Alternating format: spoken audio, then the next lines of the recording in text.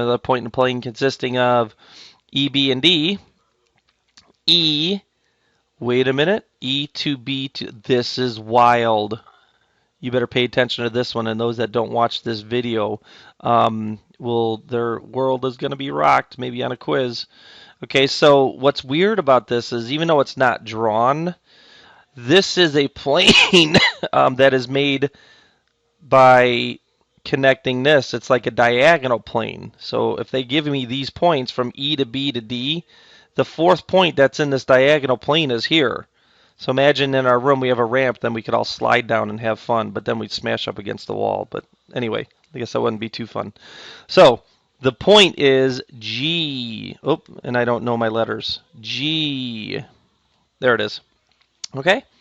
All right, so that one's a tough one because it's not technically, it is not drawn in there like that's our classroom, but when they give you those points, that's a plane kind of cutting diagonally through the room. So you got to be able to see this spatially, even though we're in a two-dimensional piece of paper. Is the given point coplanar? So what's co mean? Co means same. What's planar? Same plane. So are these points all on the same plane? A, B, C, D. Well, yeah, we talked about that. A, B, C, D, those are all on the same plane. So yes, they are the top altogether. So is C, B, D, and F. C, B, D, C, B, D are, but then F is down here. That doesn't create a unique plane. C, B, D actually are 3 points enough to determine the top. F is not in there. So no, F messes it up. Or we could look at this another way. You know, B, D, and F determine the side. So then C would be left out. So either way we look at these, neither way could get these to be coplanar or in the same plane. So we're just talking about questions you'd have to understand, you know, how to answer them based off of these terms. So coplanar means same plane. All right, I really shouldn't name a plane with 4 letters. It should be 3 because A, B, C, D is the top. Now what is this symbolism? All right, that symbolism for both of these means parallel. Can you say parallel? All right, hope you didn't say that at home with your family around. All right, they'll think you're weird. So this is the top. Who is parallel to this top? And then you would know that, like I would be in the classroom. You guys are sitting here again. So what plane, and what does it mean to be parallel? They don't intersect. So what would never intersect with the ceiling? You'd answer the floor. So it would be E, F, and H. Okay? Sorry, my dog's barking. Obviously, I'm doing this at home. Okay, resume. All right, so hopefully you understand that these two are parallel, meaning they would never intersect. If the construction is correct, they actually are parallel. Okay, and then A, C, G, E. A to C to G to E. That is the left side of the room. So you'd all be sitting there. What would that never intersect with? And you'd all say the right side of the room. And we don't need 4 letters for that. But so name planes with 3 letters, and that's why I did that with my answers. So B, D, and H are enough, or B, D, and F. Either way you look at it, 3 of those 4 letters still make the right side.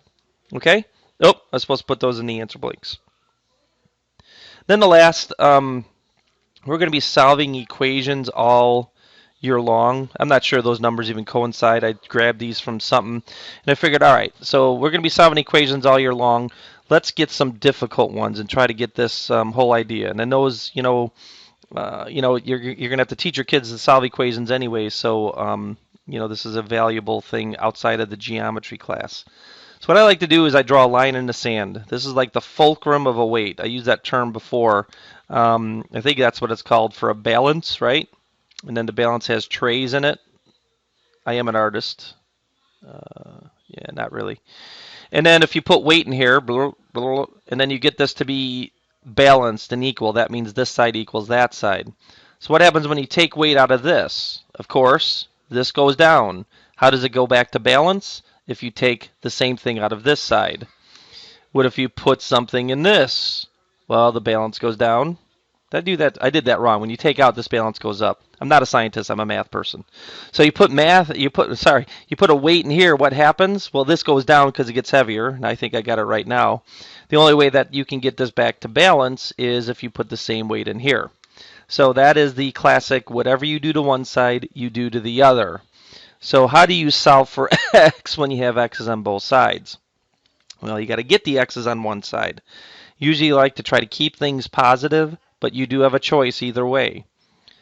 You would have to subtract, so these are the undo operations or the properties of equality that I covered there, because 6x minus 6x is nothing.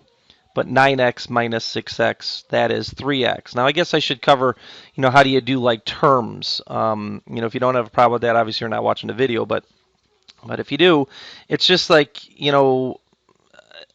don't want to do this way because this is even worse. But what I did is 9x minus 6x, and unfortunately I have to teach a word that starts with an F of what actually happens here, and this is called factoring.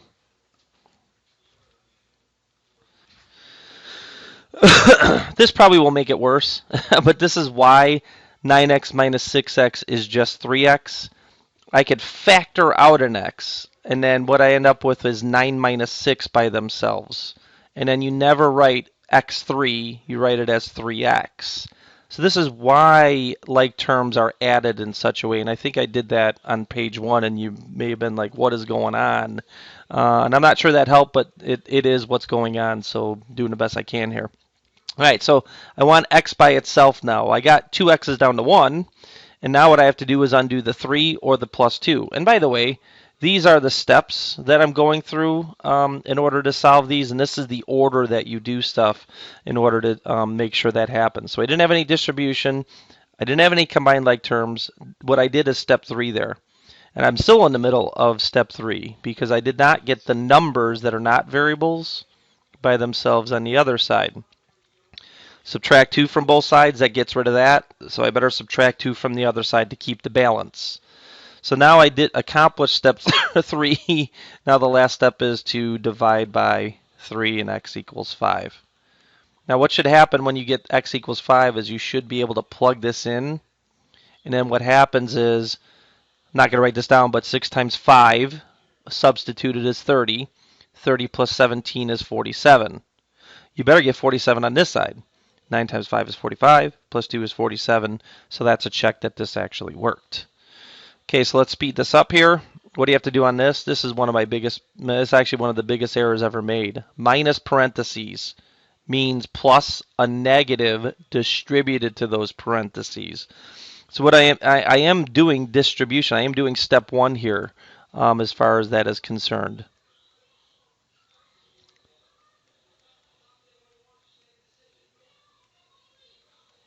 Then here is the fulcrum, and I kind of made it crooked, but so this is where the balance is. Whatever I do to this side, I do this side. But I got a bunch of junk on this side. So what I need to do is combine like terms next. So what's 6y minus 5y? 1y. This is not whatever I do to one side, I do to the other. You just smash these together. You subtract 27 from negative 54. Yeah, that's what I said, subtract. This ends up being, your button pushers, maybe, well, you might be typing on the calculator, but a negative minus another gives me a bigger negative. So that's 70, 81. And now I've reduced this down to step 3. Give variables on one side, already done.